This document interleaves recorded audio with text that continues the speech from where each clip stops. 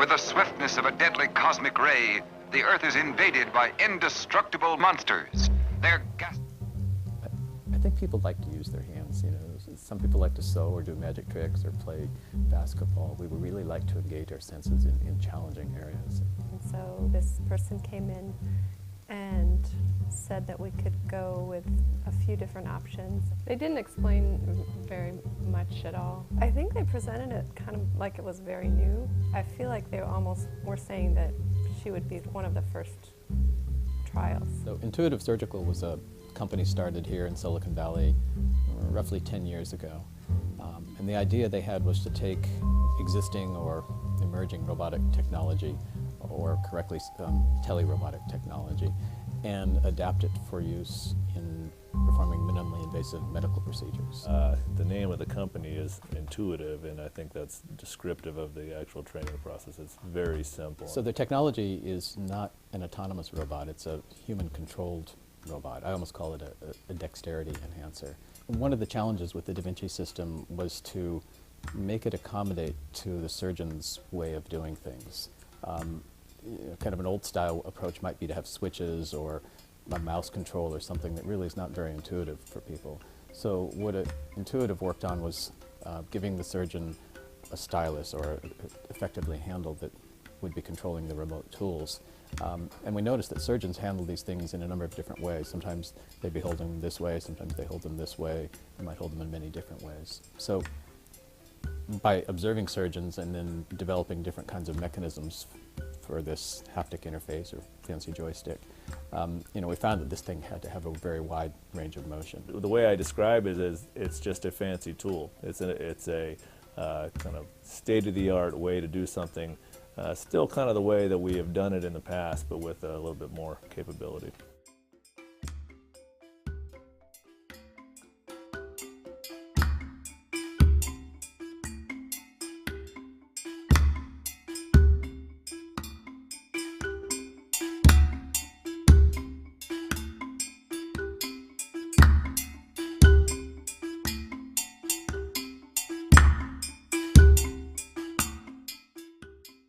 So there's been a lot of study of human performance, but now it's kind of been mapped into both talking about robot performance as well as human interfaces. And their goal was to enable doctors to have much more dexterity when they're working inside the body, and to enable them to do pretty complex procedures, sometimes very complicated, through small holes, through minimally invasive techniques, rather than having to open up the body with large holes to get access to the heart or other organs. The actual access to an operation using a robot usually is minimally invasive, so it's small ports. You avoid splitting the breastbone, and that's usually the major attraction for why patients are coming for robotic surgery to begin with. So if they think that you can do it minimally invasively if you use the robot, that's usually what they're attracted to. You know, gosh, if we could make cardiac bypass minimally invasive, that's to say converting it from an open procedure to a closed minimally invasive procedure, that would be a big win, because the recovery times would be much better, the time in the operating room conceivably would be less. It dates back to the beginning of the nuclear industry, when they had to manipulate hazardous materials and they couldn't be in the same room. So that idea of man-machine systems has been around for a long time. Mechanical hands daily perform tasks no human being could do directly and live.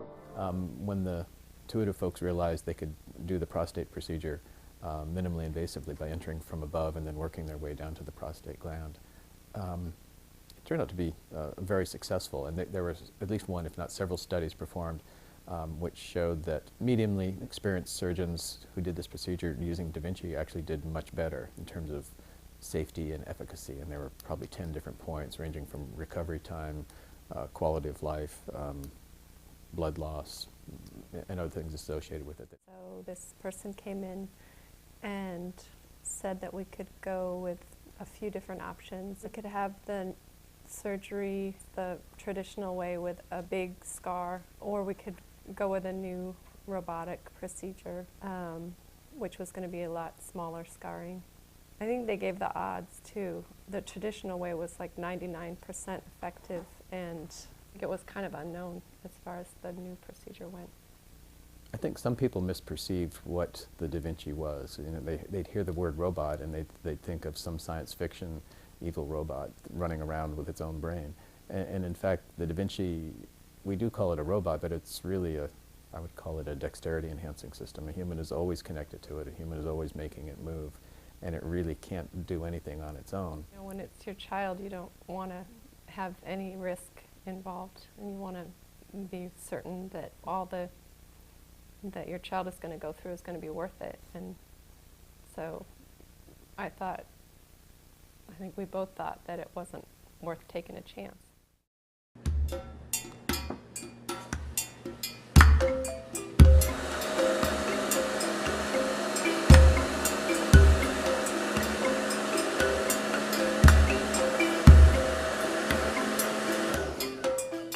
Talk to surgeons who do these very complicated things, and they love to do it, and they're very articulate about the way they use their hands.